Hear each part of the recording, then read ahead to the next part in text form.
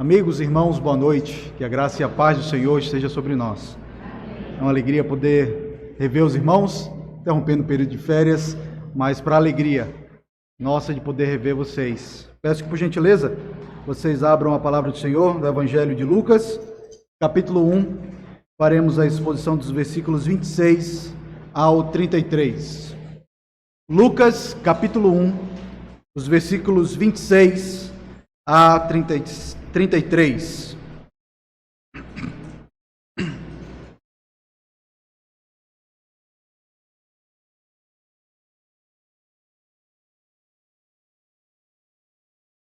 Lucas 1, 26 a 33. Assim nos diz a santa e bendita palavra do nosso Deus. No 6º mês foi o anjo Gabriel enviado da parte de Deus para uma cidade da Galiléia chamada Nazaré, a uma virgem desposada com um certo homem da casa de Davi, cujo nome era José. A virgem chamava-se Maria, e entrando o anjo aonde ela estava, disse: Alegra-te, muito favorecida, o Senhor é contigo. Ela, porém, ao ouvir esta palavra, perturbou-se muito e pôs a pensar no que significaria essa saudação. Mas o anjo lhe disse: Maria, não temas, porque achaste graça diante de Deus. Eis que conceberás e darás à luz a um filho, a quem chamarás pelo nome de Jesus. Este será grande e será chamado Filho do Altíssimo. Deus, o Senhor, lhe dará o trono de Davi, seu pai. Ele reinará para sempre sobre toda a casa de Jacó, e o seu reinado não terá fim. Vamos orar, pedir ao Senhor que nos abençoe. Senhor bendito, louvado e exaltado seja o Senhor por tua palavra, a tua palavra que revela a tua obra em nosso favor, como o Senhor, na plenitude dos tempos, fez com que o teu Filho bendito viesse até nós, para nos anunciar o Evangelho da graça, o Evangelho da salvação. Obrigado porque nesses versículos que acabamos de ler, vemos a forma miraculosa como o Senhor agiu. Ó Senhor, desvenda os nossos olhos para que possamos contemplar as maravilhas da tua lei, e ao fim desse culto, possamos glorificar e exaltar ainda mais o teu nome. Nós oramos assim em nome do Senhor Jesus Cristo. Amém.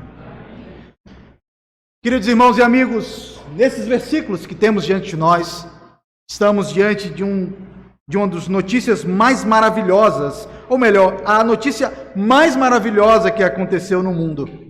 O anúncio da encarnação do Filho de Deus.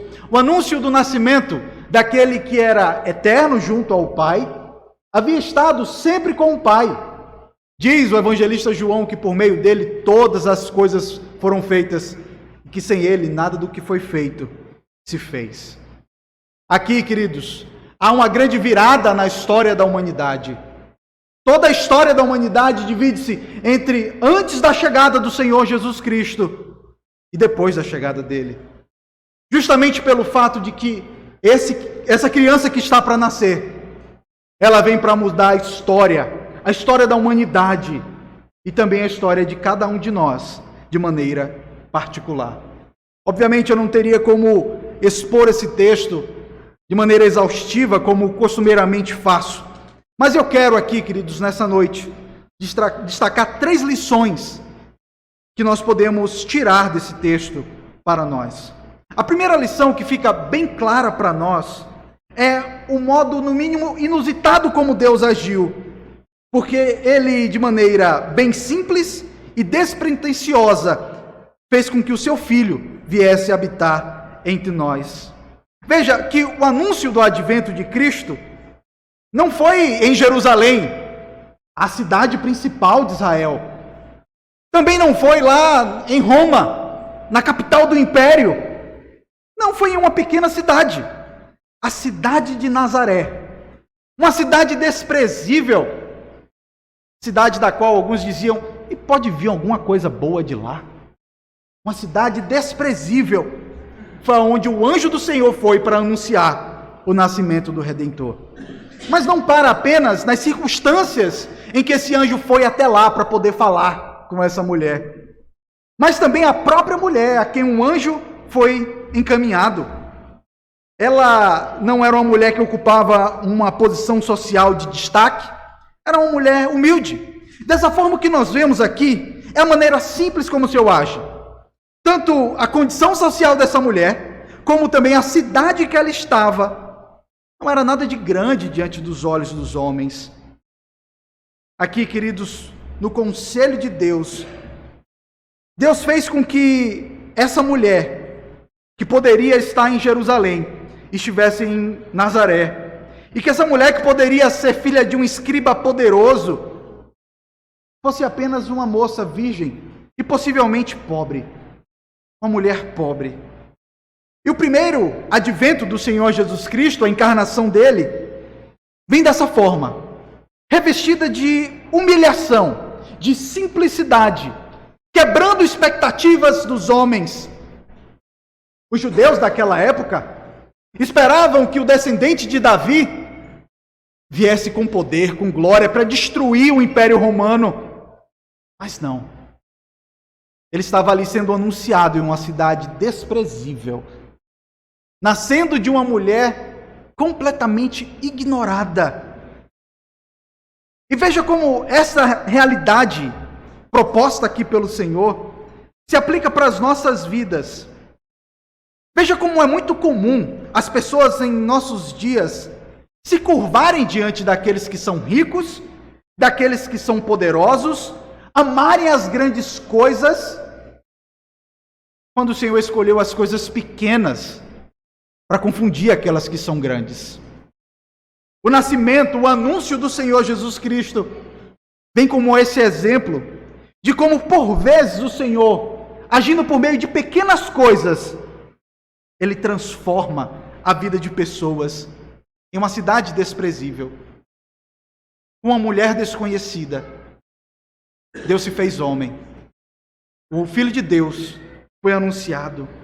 E o exemplo que o Senhor nos dá aqui é o suficiente, irmãos, para podermos repensar as nossas próprias vidas. Paulo, na sua segunda epístola aos Coríntios, capítulo 8, versículo 9, diz que o Senhor Jesus Cristo, sendo rico, se fez pobre por amor de nós. Oh, meus queridos, como nós devemos admirar a humildade do Filho de Deus. Aquele que é o herdeiro de todas as coisas, não somente assumiu a natureza humana. Imagine, o Deus eterno, o Filho de Deus, Criador de todas as coisas, se fazendo homem. Aquele que é o doador da vida, sendo limpado por uma mulher, recebendo comida na boca de uma mulher, de uma pecadora.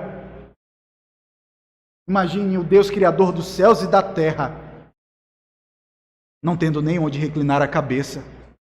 Ele não nasceu em um grande hospital, ele não nasceu em uma clínica famosa, mas ele nasceu como Deus, para mostrar que a glória do Senhor é diferente daquilo a que nós atribuímos glória. A glória do Senhor está em pequenas coisas, muitas vezes na transformação de uma vida.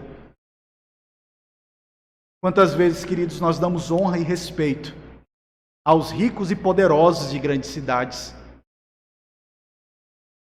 quando o homem mais poderoso que pisou nessa terra foi anunciado em um lugar desprezível, nasceu em uma cidade simples, veio de uma família simples. O que mais de humilhante ele poderia fazer? Só o fato dele vir ao mundo, ainda que viesse para ser um rei entre os homens, já seria uma humilhação para ele. Mas a sua vida ao mundo, como um homem pobre, desprezado, sofrer e morrer, é um dos milagres da misericórdia do Senhor que ultrapassa a nossa compreensão. Oh, queridos, que o amor de Deus na pessoa de Cristo nos impulsione a não viver para nós mesmos, mas vivermos para Ele. Que o nosso conceito de grandes coisas sejam transformadas. Tantas vezes nosso pensamento daquilo que é importante é daqueles que estão poderosos, que estão cheios de dinheiro no bolso. Quando o próprio Deus veio numa situação completamente distinta, simples. Mas há uma segunda lição que nós podemos tirar aqui, não apenas a lição de humildade do Senhor Jesus Cristo, mas há uma segunda personagem aqui. É claro que a grande mensagem do texto que nós acabamos de ler é o anúncio da criança que está para chegar. Mas nós podemos também falar a respeito da mulher que recebe a mensagem. Imagine o privilégio dessa mulher, esse é o ponto que eu quero falar, do privilégio dessa jovem moça, da jovem Maria. O anjo Gabriel chega até ela e a chama, lá no versículo 28, de muito favorecida. O Senhor está contigo. Eu creio que é conhecido aqui de todos que a igreja romana trata essa jovem moça, aqui descrita, praticamente com a mesma deferência com que trata o Filho de Deus. A igreja romana declarou ela como alguém que foi concebida sem pecado. Ela é tida como alguém que deve ser adorada. É verdade que diferentemente de como Cristo é adorado, mas ela sim é dito que ela é digna de adoração, que deve-se orar a ela como se ela fosse uma mediadora entre Deus e os homens, algo bem semelhante com aquilo que nós vimos naquele filme O Alto da Compadecida. Vocês percebem como Jesus ali é um zero à esquerda? Ele não consegue perdoar pecados. Ele não consegue interceder. É a Maria que vai interceder, quando biblicamente é o contrário. Primeiro que Maria, ela não pode interceder por ninguém. Ela mesma, no texto que nós acabamos de ler, no cântico dela, ela louva a Deus porque o seu Salvador chegou até ela.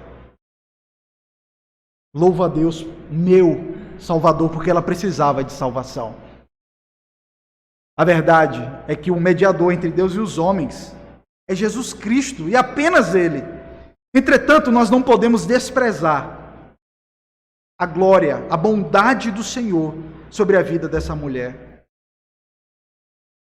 Mesmo que a igreja romana esteja dando tanta ênfase a ela, uma ênfase, é verdade, que não é nada bíblica, ainda assim nós podemos ser imparciais e reconhecer que jamais houve uma mulher tão elevada quanto essa. Se o maior dentre os nascidos dentre os homens foi João Batista, certamente a maior mulher já nasceu foi Maria, essa serva do Senhor. Ela foi o vaso pelo qual o Senhor desejou manifestar-se ao mundo. Se por intermédio de uma mulher deu-se o princípio do pecado no mundo, a morte iniciou com a transgressão de uma mulher, é claro que se efetiva com a transgressão de Adão, mas a primeira pessoa a transgredir a lei de Deus, aquilo que Deus havia estabelecido, foi uma mulher, Eva, ao tomar do fruto proibido. Aqui, meus irmãos, vemos que pela concepção de uma mulher, a vida e a imortalidade vieram à luz quando Jesus nasceu. Se a morte veio pelo pecado de um só homem, a vida está vindo aqui por meio dessa mulher. E não causa admiração que essa mulher tenha sido chamada pelo anjo Gabriel de muito favorecida. E, meus queridos, nós podemos facilmente pensar, principalmente as mulheres, que honra ser a mãe do Redentor. De fato, uma honra inigualável. Infelizmente, em nossos dias, as mulheres não querem nem ter filhos, elas preferem ser mães de pet, né? Os homens também. Filho tanto faz. É igual a cachorro, tanto faz ter ou não ter. Quando a Bíblia diz que filho é a herança do Senhor. Mas aqui essa mulher, ela está feliz porque vai gerar um filho. Nos dias ali de Maria, quando as mulheres não podiam ter filho, elas choravam. Lembram-se de Ana? Lembram-se de Rebeca? Quantas mulheres de Deus que sofriam. E de fato não há nada mais glorioso do que uma mulher, para uma mulher, do que ser mãe. E mais ainda, essa mulher ser a mãe de Deus. Fiquem tranquilos, não estou falando de nenhuma heresia, tá? Jesus é o Filho de Deus, Jesus é o próprio Deus encarnado. Ela gerou aquele ente santo no seu ventre. O próprio Deus, Filho de Deus, o Deus homem está sendo encarnado e gerado ali. E algumas mulheres poderiam pensar, já pensou se fosse eu? Várias mulheres queriam assim. Por que as mulheres do Antigo Testamento choravam porque não podiam ter filhos? Porque elas esperavam ser a mãe do Redentor. Elas esperavam ser a mãe do Messias. Lembram-se de Eva?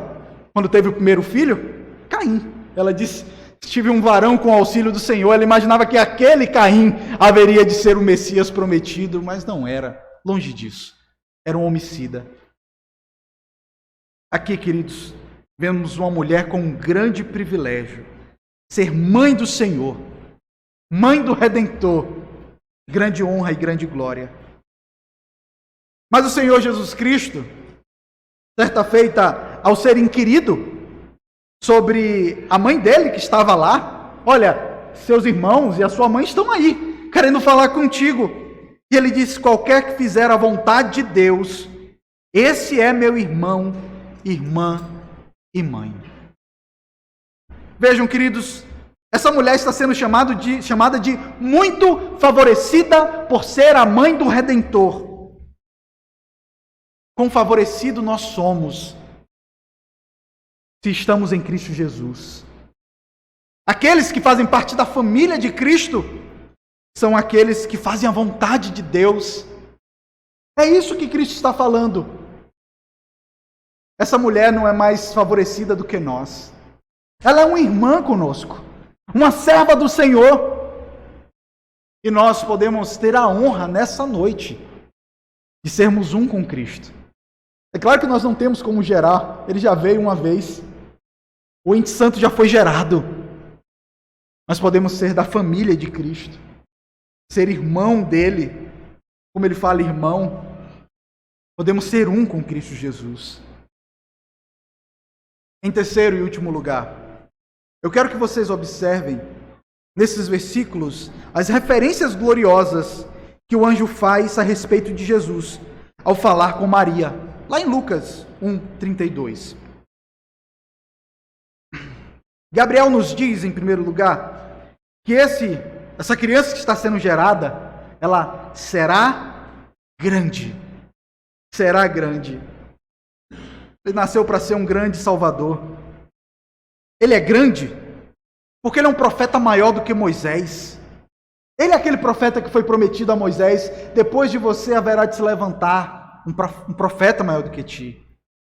Ele é o grande sumo sacerdote e ele continuará a revelar a sua grandiosidade quando vier como rei. Ele é grande porque Deus o exaltou acima de todo nome. Gabriel também diz a respeito de Jesus que esse será chamado Filho do Altíssimo.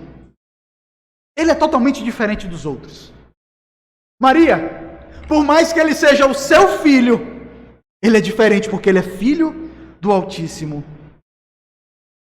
Ele é chamado assim, porque essa é a condição de Cristo antes mesmo dele vir ao mundo.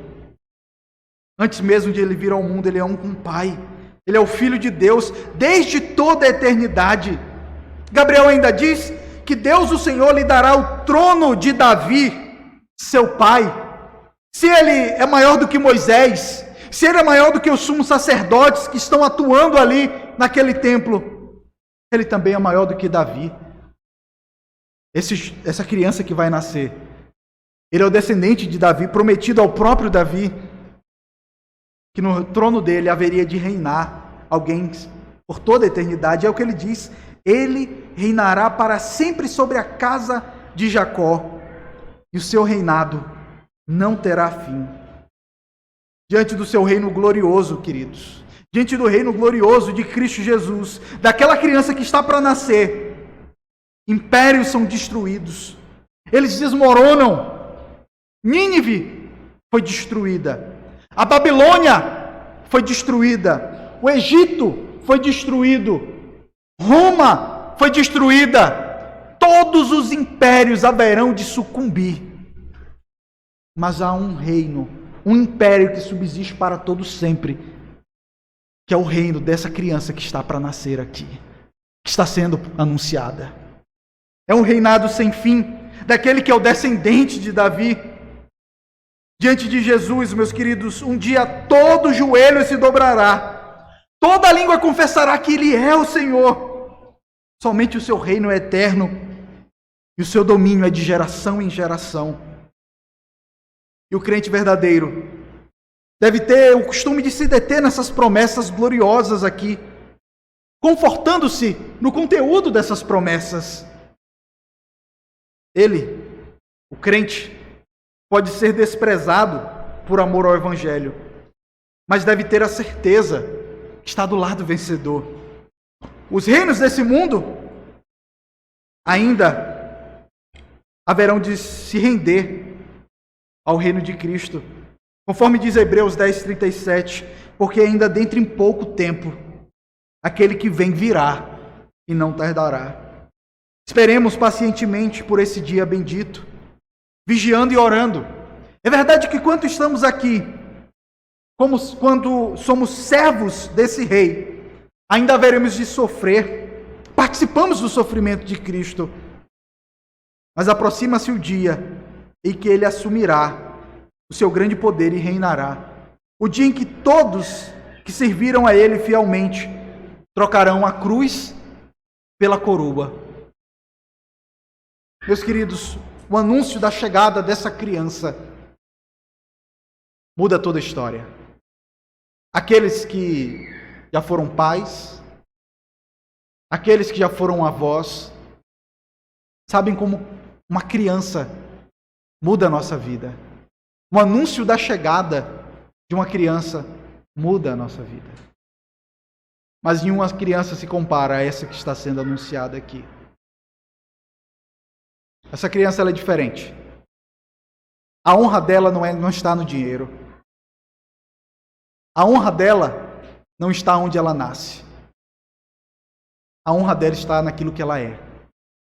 O Filho de Deus, o Verbo eterno que se fez homem. E o anjo diz: Ele será grande. Ele se assentará para todo sempre no trono de Davi. E essa mesma promessa permanece hoje.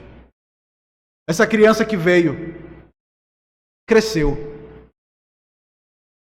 esteve entre os mestres da lei ainda jovem, e os mestres da lei ficavam impressionados com ela. Ele cresceu, passando por tudo que uma pessoa passa: puberdade, tristeza, traição, fome, sede, dor, em tudo semelhante a nós, exceto no fato de que ele nunca pecou.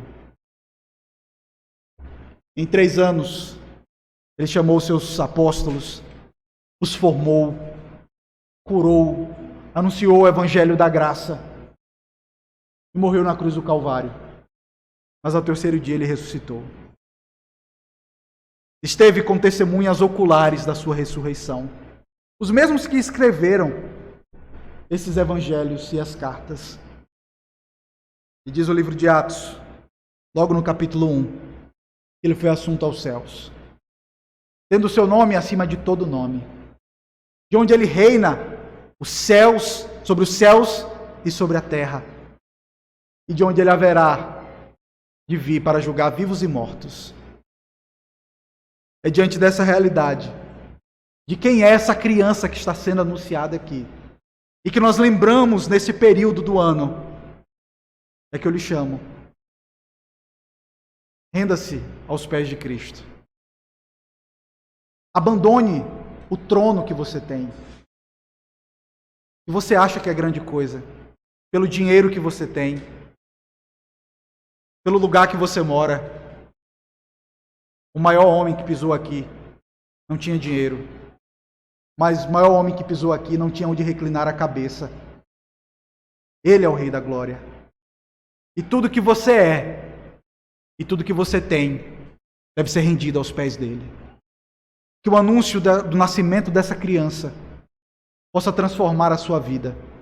Mais do que o anúncio do nascimento do seu filho, mais do que o anúncio do nascimento do seu neto, o anúncio do nascimento de Cristo Jesus, do Filho de Deus, seja aquilo que transforme a sua vida. Que não seja mais você que vive, mas que Cristo vive em você. Toda a honra e toda a glória, aquele que é, que era e que haverá de vir. Vamos orar. Rei da glória, Senhor Jesus, Deus que se fez homem, que morreu na cruz do Calvário sendo humilhado e ultrajado, mas que ressuscitou ao terceiro dia, que o túmulo não pôde deter, que a morte não pôde conter. Ó Rei da glória, nós chegamos na tua santa presença, cantando louvores ao teu nome, lembrando do teu nascimento, da tua obra em nosso favor. Ó Senhor, transforma as nossas vidas, nos ajuda a amar ainda mais o Senhor, a mensagem do nascimento do Senhor, que essa mensagem transforme as nossas vidas. E se há alguém nessa noite, Senhor, que ainda não teve a vida transformada pelo anúncio do nascimento do Filho de Deus, que nessa noite toda incredulidade, toda cegueira caia por terra. Que eles possam ver de maneira clara quem é o Rei da glória, o Senhor forte e poderoso, o Senhor poderoso nas batalhas, aquele que esmagou a cabeça de Satanás, aquele que venceu a morte e que é o nosso Rei, o nosso Salvador. Que as pessoas possam, Senhor, nessa noite, ver a glória de Cristo e dizer que vivem para a honra e glória do Senhor. O Senhor faz dessa noite uma noite de transformação, de conversão, de confirmação de uma vida aos teus pés. Nós oramos assim em nome do Senhor Jesus Cristo. Amém.